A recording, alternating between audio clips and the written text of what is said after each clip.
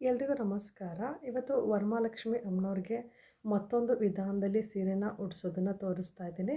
ಮೊದಲು ಸೀರೆನ ಈ ರೀತಿ ಹಾಫ್ ಫೋಲ್ಡ್ ಮಾಡ್ಕೊಳ್ಬೇಕು. ಪೂರ್ತಿ ಸೀರೆನ ಈ ರೀತಿ ಹಾಫ್ ಫೋಲ್ಡ್ ಮಾಡಿ ರೆಡಿ ಮಾಡಿ ಇಟ್ಕೊಂಡು ಸೀರೆ ಎರಡೂ ತುದಿನಲ್ಲಿ ಪಿನ್ನನ್ನು ಹಾಕ್ಕೊಳ್ಬೇಕು. ನಾವು ನರಿಗೆಗಳು ಮಾಡಿದಾಗ ಸೀರೆ ಎಲ್ಲೂ ಜರುಗಬಾರ್ದು.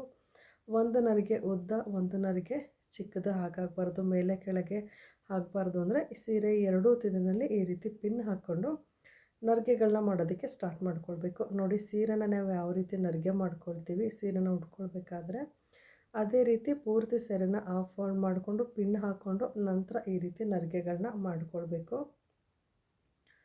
ಹೊಸದಾಗಿ ನರಿಗೆಗಳನ್ನ ಮಾಡ್ತಿರೋರಿಗೆ ಒಂದೇ ಸಲ ನರಿಗೆಗಳನ್ನ ಒಟ್ಟಿಗೆ ಕೈಯಲ್ಲಿ ಇಟ್ಕೊಂಡು ಮತ್ತೆ ಮುಂದೆ ನರಿಗೆ ಮಾಡ್ಕೊಳ್ಳೋದು ಕಷ್ಟ ಆಗುತ್ತೆ. ಹಾಗಾಗಿ ನಿಮಗೆ ಕೈಯಲ್ಲಿ ಎಷ್ಟು ನರಿಗೆಗಳನ್ನ ಇಟ್ಕೊಳ್ಳೋಕ್ಕೆ ಸಾಧ್ಯವಾಗುತ್ತೋ ಅಷ್ಟು ನರಿಗೆಗಳನ್ನ ಮಾತ್ರ ಮಾಡಿಕೊಂಡು ನಿಲ್ಲಿಸ್ಬಿಟ್ಟು ಆ ಸೈಡು ಈ ಸೈಡು ಸೀರೆ ಎರಡೂ ಬದಿನಲ್ಲೂ ಈ ರೀತಿ ಕ್ಲಿಪ್ಗಳನ್ನ ಹಾಕ್ಕೊಳ್ಬೇಕು. ಕ್ಲಿಪ್ಗಳನ್ನ ಹಾಕ್ಕೊಂಡು ಮತ್ತೆ ನರಿಗೆಗಳನ್ನ ಮಾಡೋದನ್ನು ಮುಂದುವರಿಸ್ಕೊಳ್ಬೋದು. ನೋಡಿ, ಕ್ಲಿಪ್ ಹಾಕಿಬಿಟ್ಟು ಈ ರೀತಿ ಮತ್ತೆ ನರಿಗೆಗಳನ್ನ ಮಾಡ್ಕೊಳ್ತಿದ್ದೀನಿ. ಮಧ್ಯ ಸೀರೆ ನರಿಗೆಗಳು ಹೊಸದಾಗಿ ಮಾಡ್ತಿರೋರಿಗೆ ಜಾರ್ತಾ ಇರುತ್ತೆ. ಅಲ್ಲಲ್ಲೇ ನೀವು ಸರಿ ಮಾಡಿಕೊಂಡು ನರಿಗೆಗಳನ್ನ ಮಾಡ್ಕೊಳ್ತಾ ಹೋಗಬೇಕು.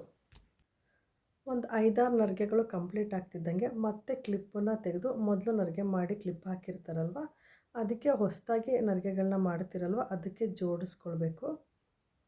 ಸ್ವಲ್ಪ ದಪ್ಪ ಕ್ಲಿಪ್ಪನ್ನು ತಗೊಂಡ್ರೆ ಜಾಸ್ತಿ ನರಿಗೆಗಳನ್ನ ಅದಕ್ಕೆ ಹಿಡ್ಕೊಳ್ಳೋದಕ್ಕೆ ಸುಲಭ ಆಗುತ್ತೆ. ನೋಡಿ, ಈ ರೀತಿ ಪೂರ್ತಿ ಸೀರೆನ ಈ ರೀತಿ ನರಿಗೆಗಳನ್ನ ಮಾಡ್ಕೊಳ್ಬೇಕು. ಸೆರ್ಗಿನ ಭಾಗನ ಬಿಟ್ಟು ಉಳಿದ ಎಲ್ಲ ಭಾಗನೂ ನರಿಗೆಗಳನ್ನ ಮಾಡ್ಕೊಳ್ಬೇಕಾಗತ್ತೆ.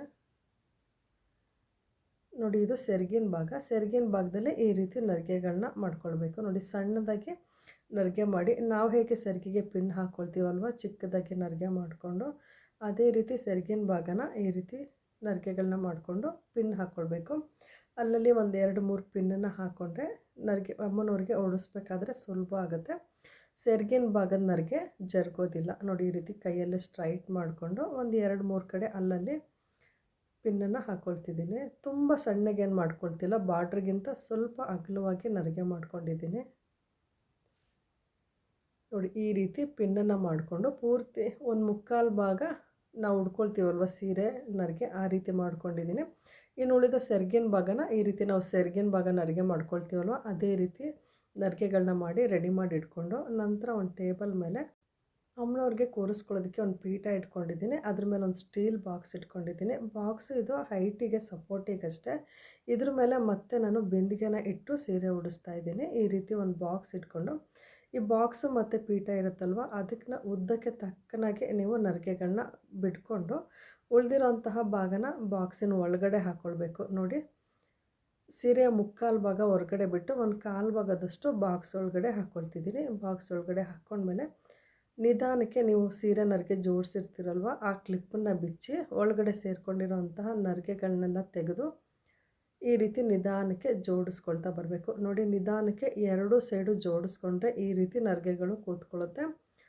ಇದು ತುಂಬಾ ಸುಲಭವಾದ ವಿಧಾನ. ನೀವು ಕೊಡಕ್ಕೇ ಕಟ್ಕೊಂಡು ಮಾಡ್ತೀರಲ್ವ ಅದಕ್ಕಿಂತ ತುಂಬಾ ಸುಲಭವಾಗಿ ಕೂರಿಸ್ಬೋದು. ಈ ಬಾಕ್ಸ್ ಒಳಗೆ ನರಿಗೆಗಳನ್ನ ಕೂರಿಸೋದು ತುಂಬಾ ಸುಲಭ. ಹೊಸದಾಗಿ ಯಾರೆಲ್ಲ ಸೀರೆ ಉಡಿಸ್ತಾ ಇದ್ದೀರಾ ಈ ವಿಧಾನನ ಫಾಲೋ ಮಾಡಿ ತುಂಬ ಈಸಿಯಾಗಿ ಸೀರೆ ಉಡಿಸ್ಬೋದು.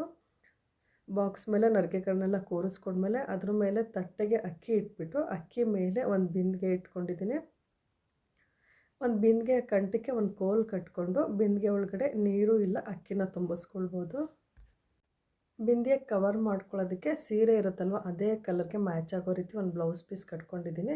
ಸೀರೆ ಸೆರ್ಗಿನ ಭಾಗನ ಮುಂದೆಯಿಂದ ಹಿಂದೆಗೆ ನಾವು ಹೇಗೆ ಸೀರೆ ಉಟ್ಕೊತೀವಲ್ವ ಸೆರ್ಗಿನ ಭಾಗನ ಅದೇ ಥರ ಮುಂದೆಯಿಂದ ಹಿಂದೆ ತೊಗೊಂಡು ಹಿಂದೆ ಇರೋಂತಹ ಭಾಗನ ಮುಂದೆ ನರಿಗೆ ಮಾಡ್ಕೊಂಡಿದ್ದೀನಿ. ನಾನು ಹೇಳ್ತಿರೋದು ನಿಮಗೆ ಸುಲಭವಾಗಿ ಅರ್ಥ ಆಗಿದೆ ಅಂದ್ಕೊಂಡಿದ್ದೀನಿ. ನಾವು ಹೇಗೆ ಸೀರೆನ ಸೆರ್ಗ ಹಾಕ್ಕೊಳ್ತೀವಲ್ವ ಬಲಗಡೆಯಿಂದ ಎಡಗಡೆಗೆ ಆ ರೀತಿ ಹಾಕ್ಕೊಂಡು ಮತ್ತೆ ಮೇಲ್ಗಡೆ ಈ ರೀತಿ ನರಿಗೆ ಮಾಡಿಕೊಂಡು ಸೊಂಟದ ಪಟ್ಟಿ ಕಟ್ಕೊಂಡು ಒಂದು ಬಿಂದಿಗೆಗೆ ವೀಳ್ಯದೆಲೆ ತೆಂಗಿನಕಾಯಿ ಇಟ್ಕೊಂಡು ಅಮ್ಮನವ್ರಿಗೆ ಮುಖವಾಡ ಹಾಕಿ ಅದ್ರ ಹಿಂದ್ಗಡೆ ತೆಂಗಿನಕಾಯಿ ಕಾಣಬಾರ್ದಂತ ಸ್ವಲ್ಪ ಫ್ಲವರಿಂದ ಡೆಕೋರೇಷನ್ ಮಾಡಿದ್ದೀನಿ. ನಾನು ಹಬ್ಬದ ದಿನಗಳಲ್ಲಿ ಬಿಂದಿಗೆಗೆ ಸಾಂಪ್ರದಾಯಿಕವಾಗಿ ಪೂಜೆ ಮಾಡಿ ನೀರು ತುಂಬಿಸಿ ಮತ್ತು ನೈಜ ಹೂಗಳಿಂದ ಅಲಂಕಾರ ಮಾಡ್ತೀನಿ.